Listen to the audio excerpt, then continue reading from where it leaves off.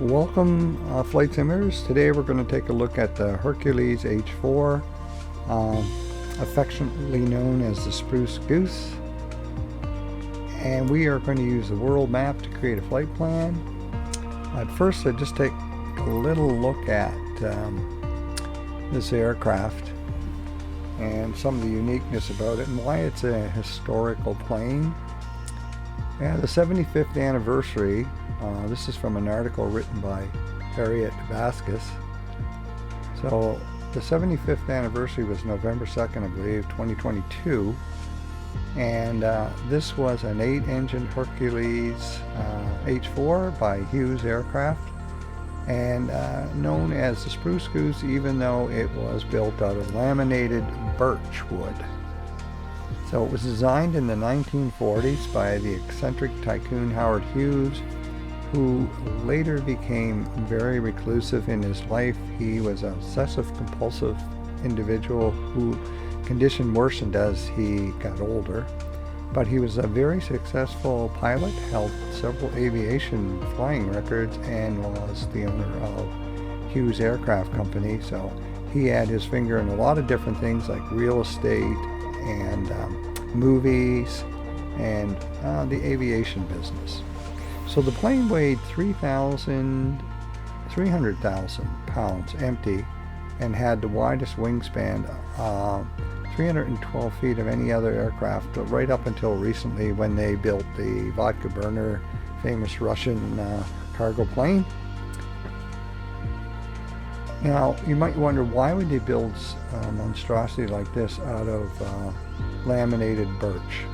Well, the reason was this was commissioned by the War Office of the United States, and not the military actually.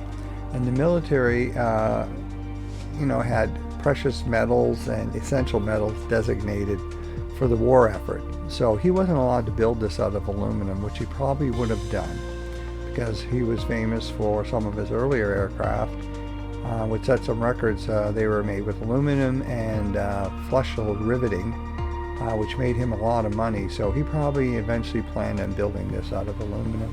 He was hoping this would be a cargo plane that the military would use to transport troops and supplies across the Atlantic, because a lot of shipping vessels that were used for that purpose, merchant or otherwise, were being sunk by the U-boats, the German U-boats. So this would be a safe way to get stuff across. However, this plane became somewhat of a joke, and people thought it's never going to be able to fly.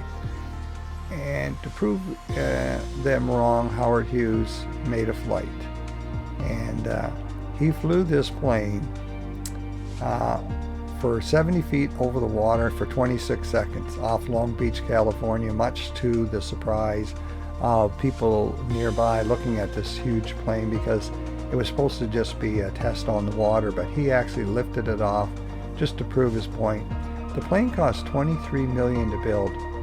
Now, although technically airworthy, it never went into production because it wasn't completed in time to be used during World War II. The war ended, and it became sort of an obsolete thing. But Howard Hughes never gave up on it, and he kept this thing stored at the cost of $1 million a year. The plane is right now in this museum, the Evergreen Aviation and Space Museum in Oregon, and it houses the reassembled SPRUCE GOOSE.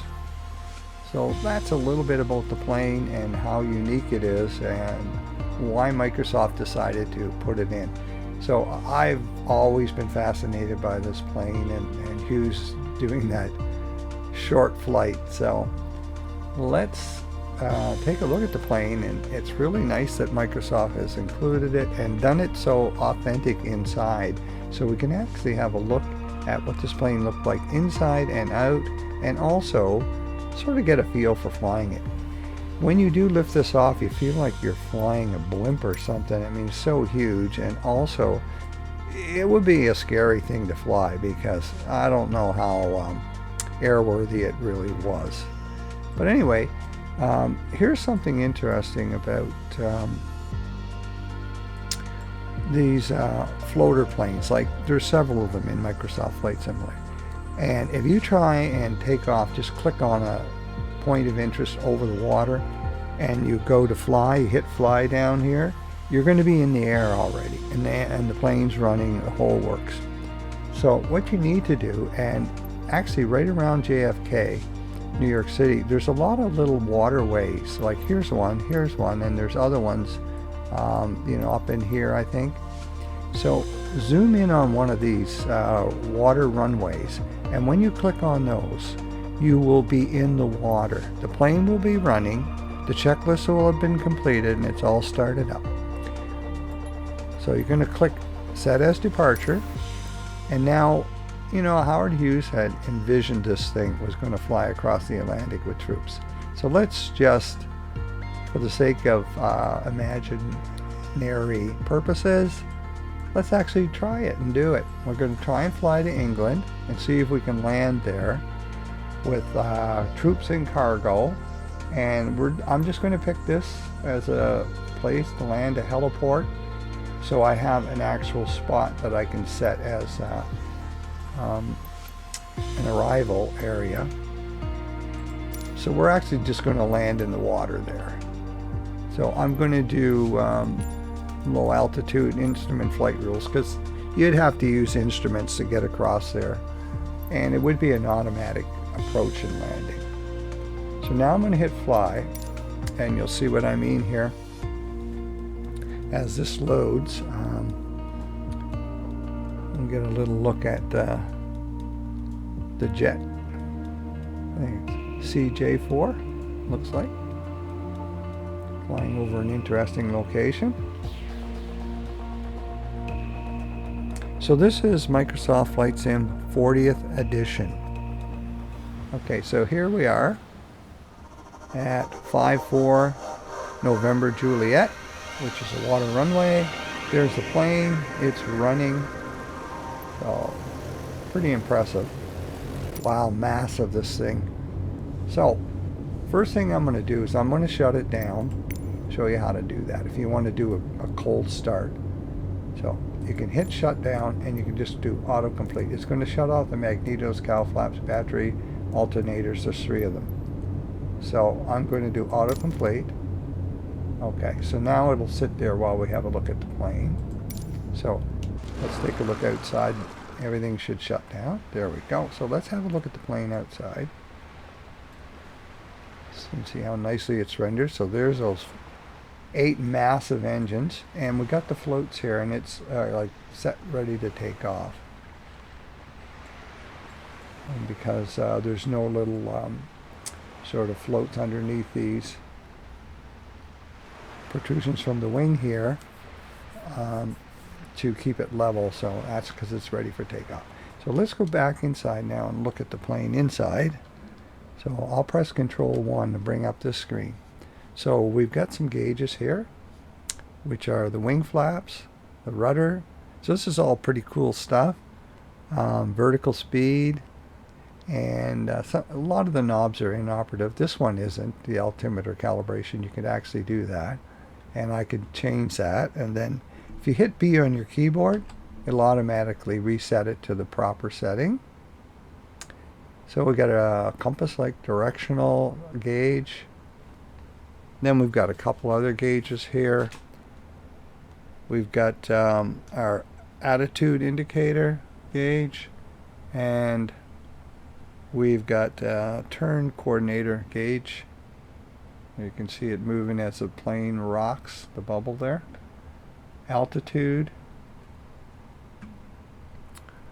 And let's see, radio compass. And this actually works, this little dial. So you can set your direction that you want to fly and get your needle going in that direction. Right now we're sort of facing westerly. You can see where the needle's pointing there. Looks like almost a missing little gauge here. Maybe they had planned to put one in and never did. So that was Control 1. Now Control 2 will get us these. These are for the engines.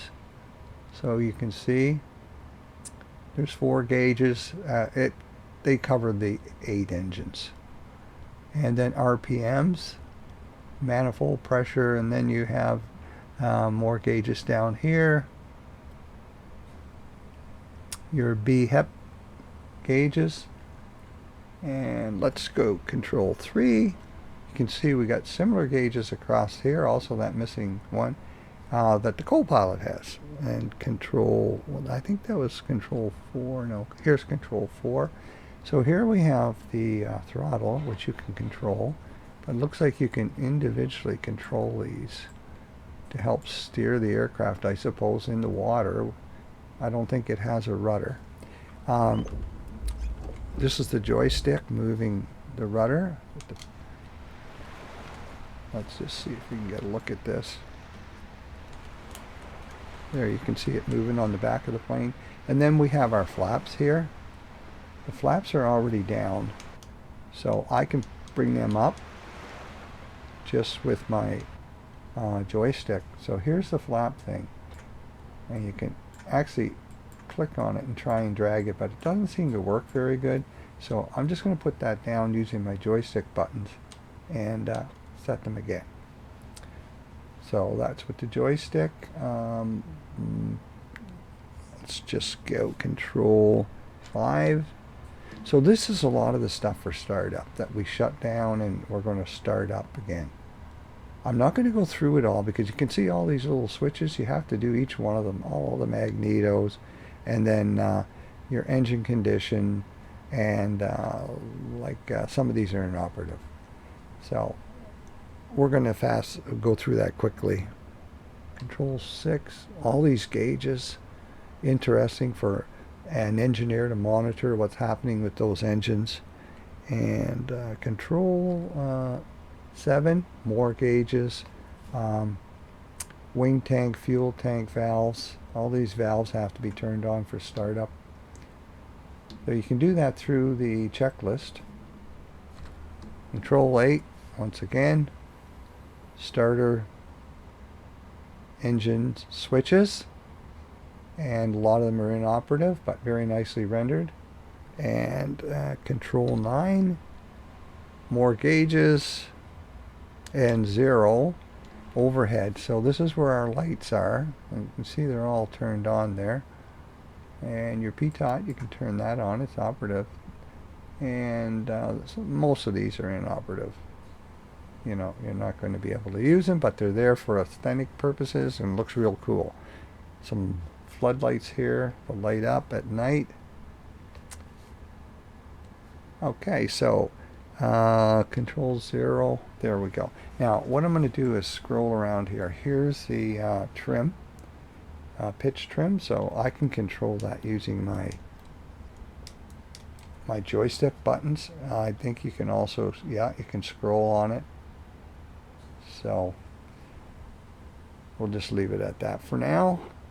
I'm just going to show you the back of this plane, so it's really cool. So I guess you could have some troops being transported sitting in here, and below is this plane's mostly cargo space below, but there is a small area up here, so it's almost like sitting in a 747. You're way up top here. So that's the area we're looking at right there when we looked inside. So the rest of this is all cargo. So beautifully rendered. So I'm going to give you a view from back here. See, the flaps are down right now for takeoff. So what I'm going to do is look out the front window.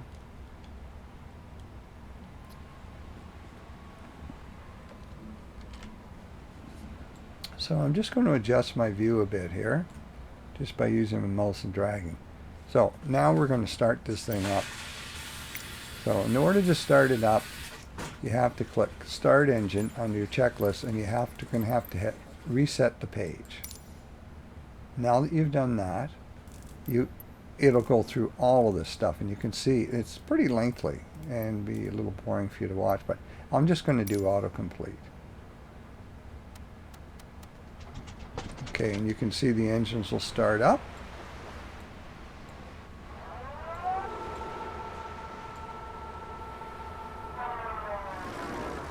As as it goes through the checklist.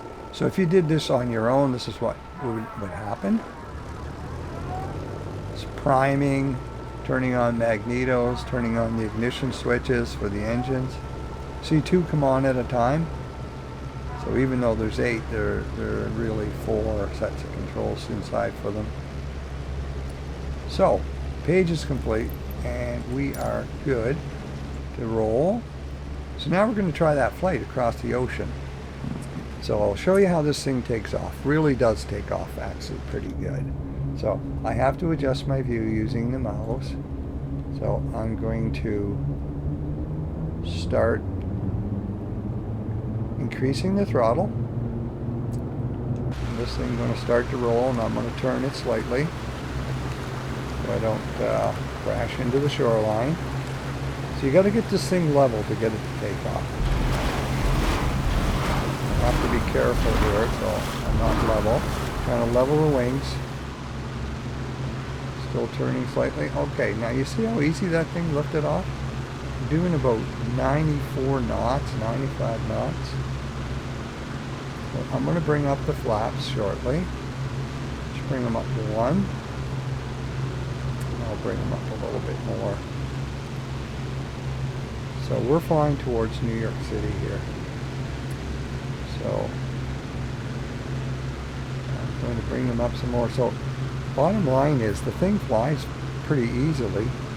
I'm going to pitch up a bit. You see it's going, looks like it's going down. So I want to pitch up. Using my joystick, just give it a little bit of pitch inside. You know where that's at, right here.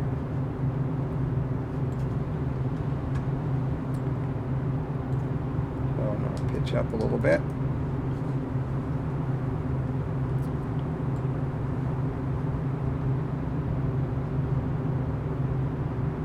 Get a look at the inside of the aircraft.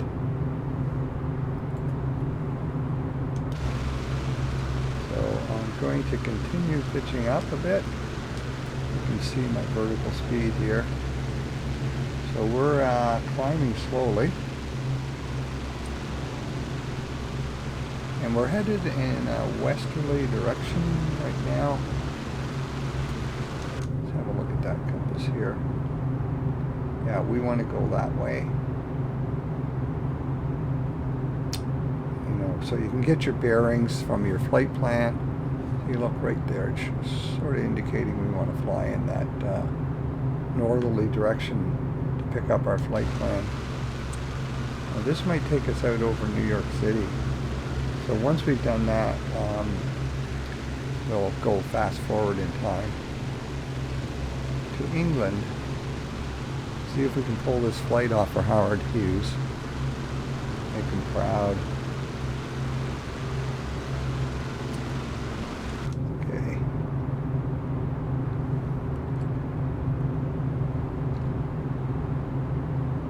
Just looking around inside the plane a bit.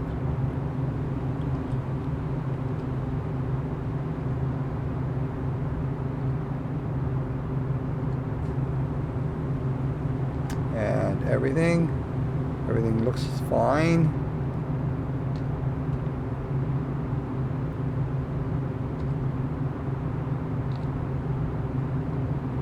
Just checking all these gauges to see, so like everything looks good here. You know, your oil temperature, your pressure, your pumps. Okay, so let's go back to our original view out the front here.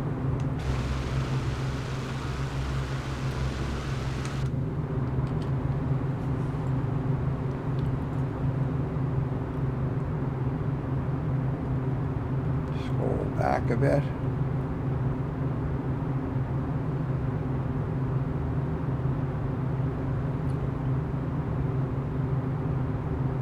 You can see these are inoperative. So let's see where we're going here. I'm just going to turn it now. More the direction we're supposed to be going. And head towards New York City. Statue of Liberty's up here somewhere, I believe.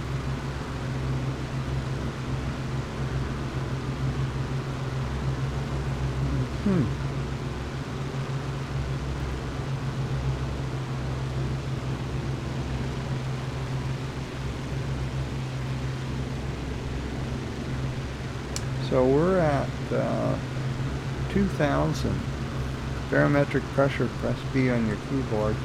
Yeah, so you can see the thing's flying almost by itself. It's not a difficult thing to fly. So we are heading, I think, towards New York City, and I guess that's the Hudson River.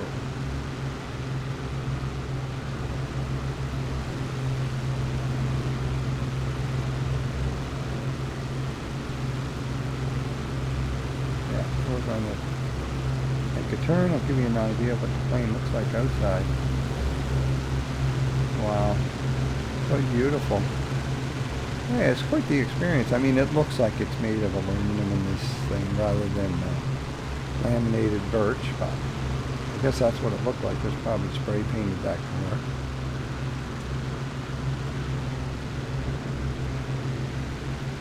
Alrighty, we're going to make another turn here. Fly up this way. Oh, I love looking at how they've rendered the terrain in Microsoft Flight Sim. Like, pretty darn accurate. Beautiful thing to see.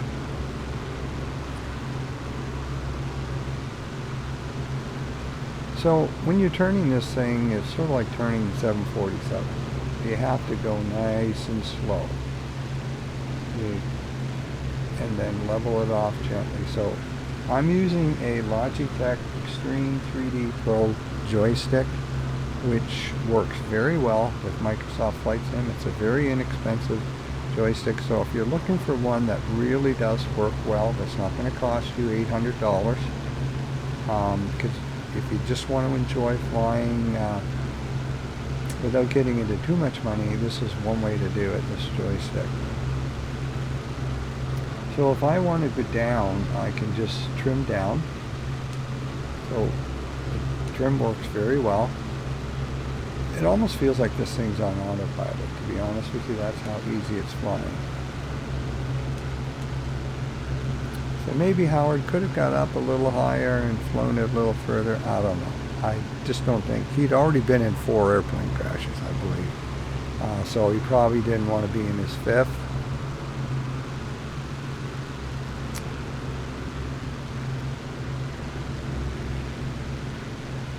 Yeah, when you survive 4 airplane crashes, well, you don't want to push your luck.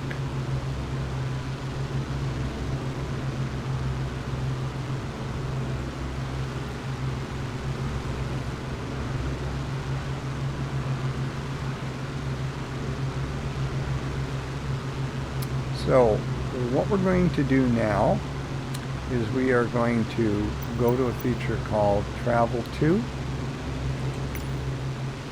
Click on that and you can see here's our altitude that we'd be flying at, and I'm going to click on approach, and it should take us to England, and then we're going to try and land this thing in the water and see how difficult it is or how easy it is to land. So it's going to ask, do you want to travel, and sometimes it asks you, do you want to keep current time or travel forward in time, but in this case it's just asking us, do we want to go to approach? So I'm going to say yes. Now what I usually do when I travel forward in time is I check to see, put it on pause, and I check, especially if you're on autopilot, I check to make sure the autopilot's still on, the altitude is still set properly, etc. And I also usually check the fuel. So here we are, we're over England now, and we're heading towards that destination that we picked, that heliport. So you can see the English Channel over here. So I'm going to hit ready to fly. So there's the English Channel. 107, acknowledge last transmission. So I'm going to acknowledge the last transmission. Descend and maintain 11,000 feet, Spruce Goose 107. Spruce Goose 107, contact London Center on 118.475. Good day. So I'm going to press pause. 118.475 Spruce Goose 107. London Center Spruce Goose 107 is passing flight level 215 descending 11,000 feet. Spruce Goose 107 London Center continue as planned. So we find ourselves at 21,000 feet and they want us to descend to 11,000. So we're quite a ways from where we would land. Sometimes you're very close to the runway. In this case, no. So what I want to do is I want to go inside and get our view out the front window again. So that's one thing that you probably notice with this. It does seem to take you to the wrong view when you click back and forth, unlike some of the other aircraft. But what I want to do is I want to check the fuel and see how much fuel we have. So let's just see. So we have no fuel left. You see, because I didn't top it all up when we left. I could have done that, and it might have made it. 107, please expedite your descent 11,000 feet. So all you have to do is hit reset, and we'll give ourselves the fuel that we probably would have had if I had topped everything up before we left, using that same function right there. Okay, so we're good now. We got enough fuel. We're going to be able to land this thing. The engines won't all shut down on us, basically what I'm saying. Hopefully not anyway. So I'm going to release now, and we're going to have to start descending. And this is where we have to cut back on our airspeed, because if we don't, we'll just rip the wings off this thing. The flaps are up, so you can see our speed isn't too great right now. We're only 100 knots here. Everything else looks pretty good, so I'm going to start descending to 11,000, I think they said. Yeah, like I'll just check on that. 13,000. 13,000, okay. We'll go down to 13,000. So right now I've just tipped it down. I'm not doing anything with the trim. I'm just leaving it the way it is. And it's descending, and I'm watching the speed. So we're just going to land over here somewhere, anywhere, and just pretend that was our destination and that we're delivering the troops and the supplies. So you can see this thing is going down fast, but the speed's not going up too much, which is good. So I'm going to level off when we get to 13,000.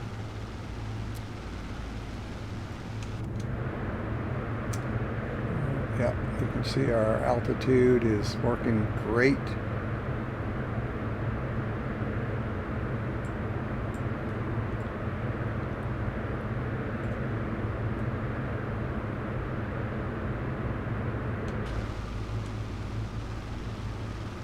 So we're coming up to 13,000 now.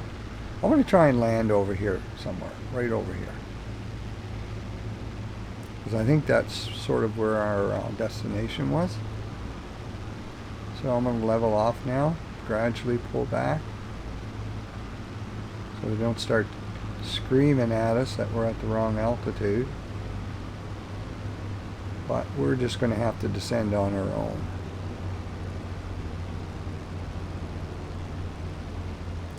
Okay, so I have to increase the, you notice the propeller slowed right down there.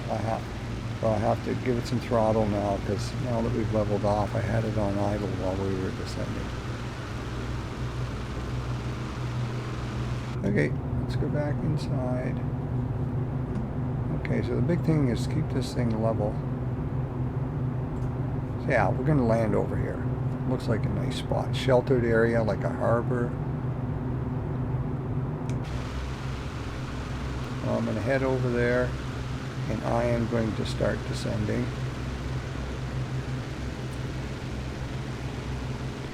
Just going to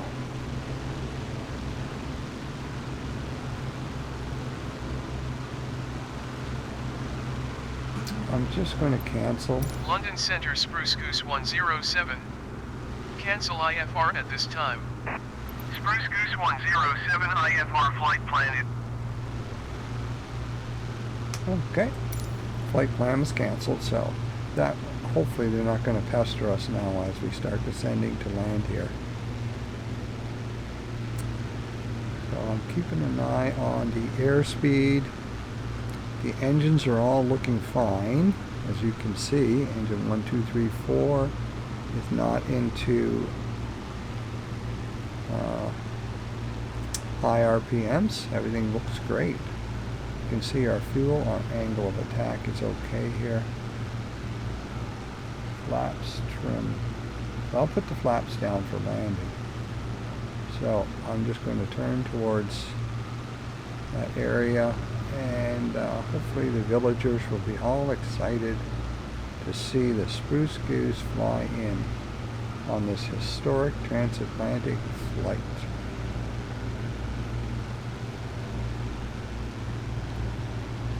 Just love how they render the terrain here in Flight Sim. It's beautiful. Like all the little farmland and plots of farming and little villages, highways. Very realistic looking. So I have to turn a little bit more in an easterly direction.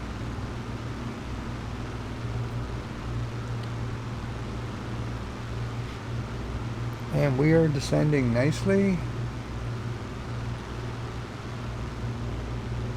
Okay, that looks pretty good for our approach. I'm going to try and get down to about 2,500 feet here and then level off.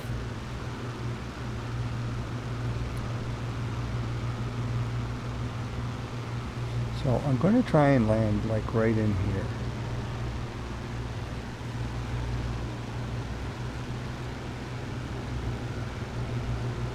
So I'm going to hit B on my keyboard, barometric pressure. Again. See, like I told you, if that barometric pressure isn't set right, you can just automatically get there by pressing B. Okay, we are apparently altitude 6,000 feet right now. Our airspeed's looking good. So you don't want to land too fast. But right now, keep your speed up to around at least like 120 or so knots. So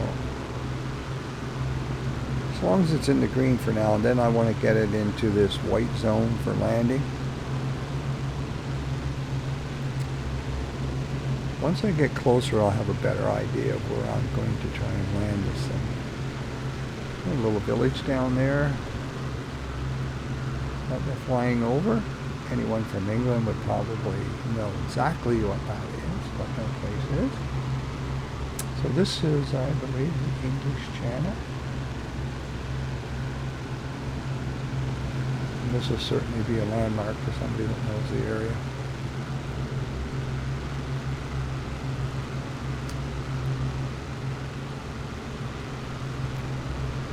I should Google this and figure out where it is I actually landed.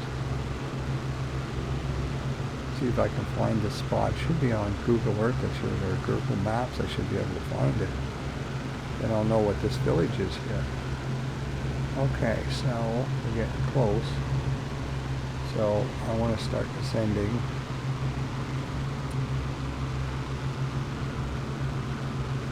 So I'm just using my joystick right now to descend. I'm not using the trim.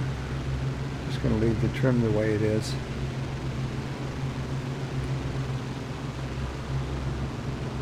So when you go inside the aircraft, sometimes it's hard to find that trim dial. So that's why I prefer to use the joystick. It's just a whole lot easier. And the same thing, the flaps seem to work better using the joystick than actually trying to use the mouse or your I don't know about the Xbox controller, might work okay. So now I've got to descend a lot more here. And I got to cut back a little bit on the engines RPMs just to keep the speed down, because I'm going pretty fast here if I'm descending. So I'm cutting them right back.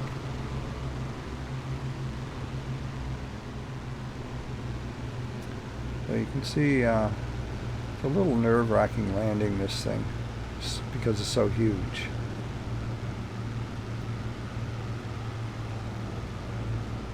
Okay, so I am now approaching 4,000 feet altitude.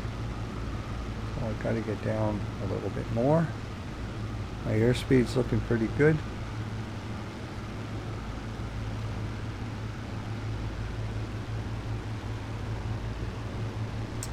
Well, I'm not exactly sure what speed you have to be at to put the flaps down, but I would say you wouldn't want to be going too fast, considering they might be made out of laminated birch wood.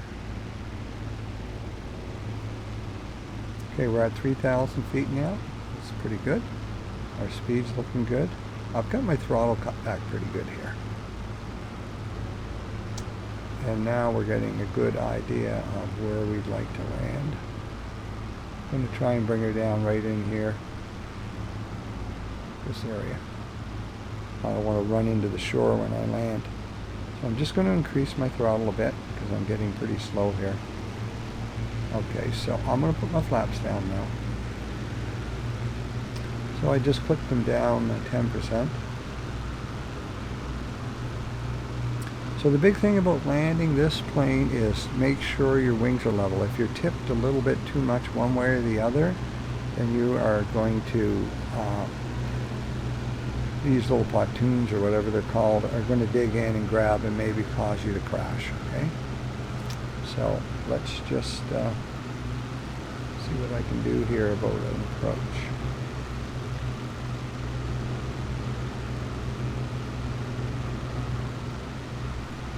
Okay, so the plane's handling pretty good, that's all I can say.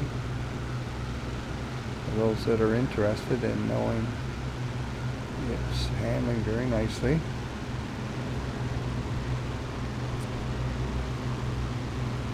And you can see we're in a sort of heavily populated area. Here's warehouses and stuff, it looks like, so industrial areas. So that's where we'll deliver the supplies, the war supply.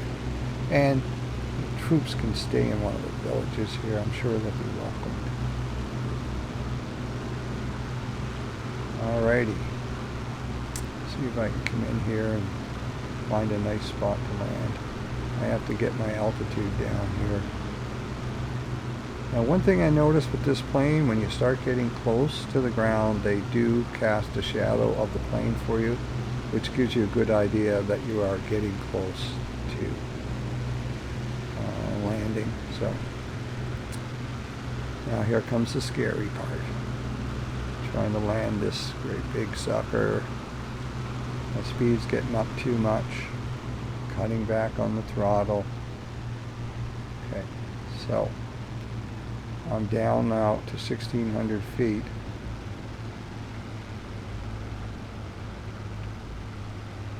So my speed's coming down pretty good here. I like to have this down around 90 or 80 or something to land. So, cutting back. I don't think I want to be into 70 maybe. That might be okay, 70, I don't know, we'll see. Yeah, I think that'll be fine. So, okay. Look out the front here for a second. You can see what's going on here. So I'm watching my altitude. We're getting pretty low now. So, see what I mean about when you go back inside, it gives you the wrong view. So I'm just, well, we should be seeing a shadow of this thing shortly. Now get your wings nice and level. I've got this thing back almost to idle, just so you know. I'm just going to let you see outside. Okay, there we go.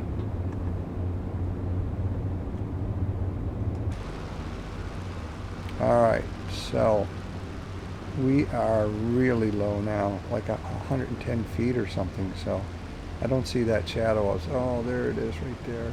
Okay, so just bring her down gently, ever so slightly. Wings level, that's what's so critical. There, that's a perfect landing. Wow, cool. We're here.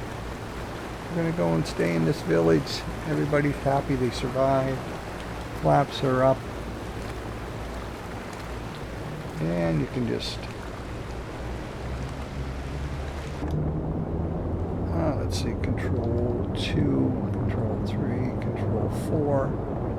So I'm just wondering, like if I cut back,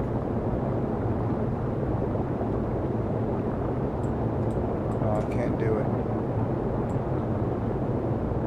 No, when you do one, they both go. So okay. Anyway, I just thought maybe if I could put one on, the other one would not move and we could turn a little better. But I've got to shut this thing down because we are going pretty fast here. Let's just go over here and have a look. You'd want to probably get close to shore to be picked up by people. So this looks like a nice little inlet here that we can go into. I'll have to release our throttle a bit. So thank you very much for joining me on this flight. Hope you enjoyed it and got a little something out of how to start this plane up, shut her down, take off from water, not in the air. So you need a water runway aerodrome, and also how to land this thing. Not too difficult to land if you bring it in slow. We were around 70 nautical miles per hour there when we landed, and also you have to have it really leveled off nicely, not tipped at all. Okay, so this is where we're going to end our flight. Right here. I'll shut her down.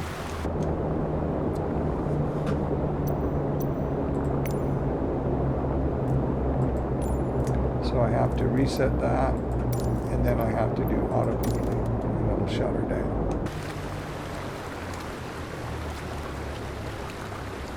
So thank you very much, and hope you enjoyed the flight, and I'll catch you next time. We'll just throw out an anchor or something here. Okay, take care.